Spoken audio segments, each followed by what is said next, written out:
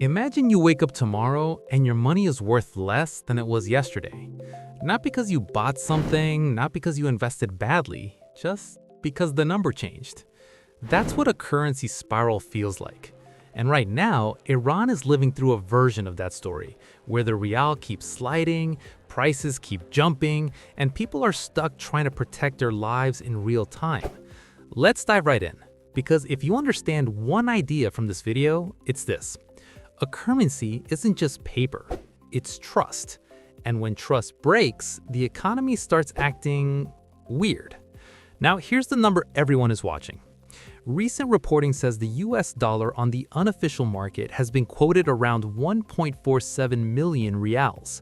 That number matters because it's not just a statistic, it changes the price of everything people touch. So let's slow this down and make it simple. Step 1. The currency drops. When a currency drops hard, it means it takes more of your money to buy the same thing from outside the country. And modern life is full of imported stuff. Phones, car parts, medicine ingredients, industrial machines, even packaging. So if the currency weakens, those items get more expensive. Step 2. Stores raise prices. Businesses don't raise prices because they're evil. They raise prices because their costs rise. If a store has to pay more to restock, they have to charge more to survive. So price tags move fast. And the worst part? Prices can rise today even if the new shipment hasn't arrived yet, because sellers expect the next shipment to cost more. That's how inflation feels like it's chasing you. Step 3. Paychecks don't keep up. Here's the thing.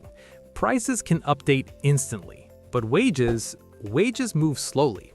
If food gets more expensive this month, most people don't magically get a raise next month, so purchasing power gets squeezed. People feel like they're working the same amount for less life. Step 4. People rush to protect their savings. This part is wild. When people stop trusting the currency, they look for anything that holds value better. Some buy dollars, some buy gold, some buy durable goods, some buy inventory for their business. Some buy literally anything that won't melt away. Not because they're greedy, because they're scared. And this has a side effect. When more people rush to escape the local currency gets even weaker. It becomes a feedback loop.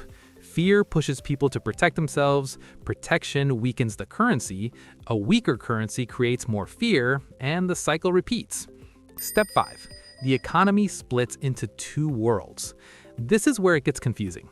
There's an official world, the rate on paper, the policy world, and there's the street world, what people actually pay, what businesses actually face, what families actually feel.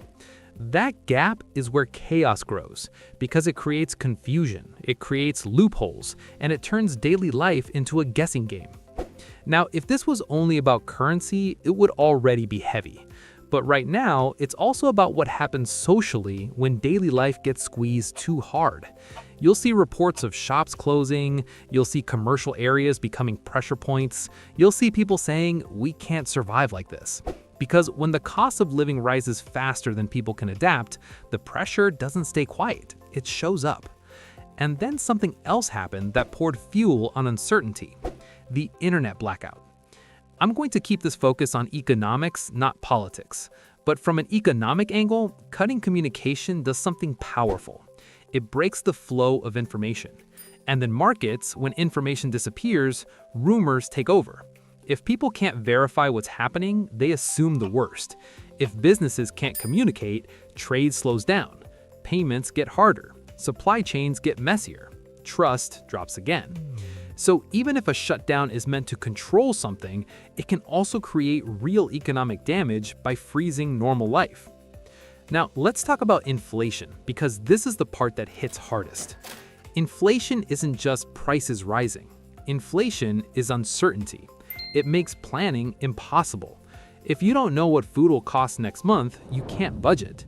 If you don't know what inventory will cost next week, you can't run a business. If you don't know what savings will be worth next year, you can't relax. That's why inflation creates emotional stress, because money stops feeling stable. And according to IMF projections, Iran's inflation is expected to remain extremely high in 2026, while economic growth is projected to be very low.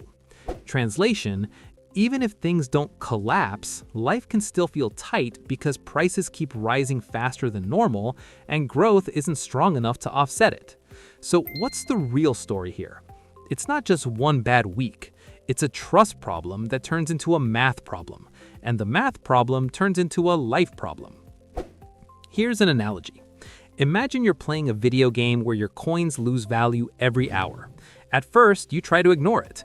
Then you start spending faster because saving feels pointless. Then you start hoarding items because items hold value better than coins. Then everyone does it. And now the whole game economy becomes unstable. That's what a currency spiral does to a country.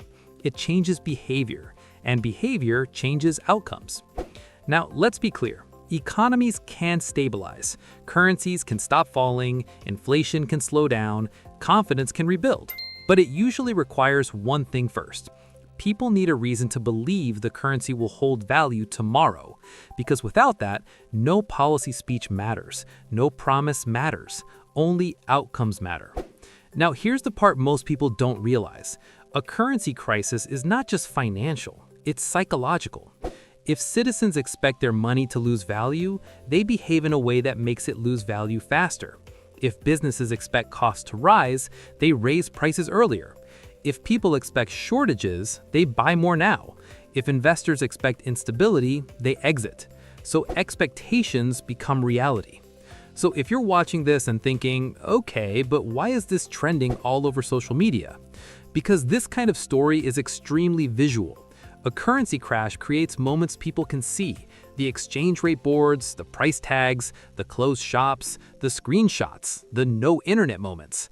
And people share it because they're trying to make sense of it, and because sharing becomes a form of survival and visibility. That's why it spreads fast. So what crisis is Iran facing right now? It's a cost of living crisis powered by a currency crisis. When the rial keeps losing value, prices don't just rise, they become unpredictable. And when prices become unpredictable, people can't plan.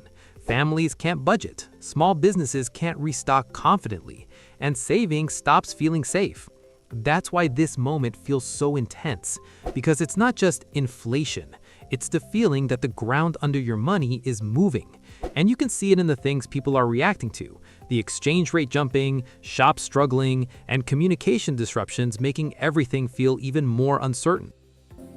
I'm Leo, your wealth guide. See you in the next video.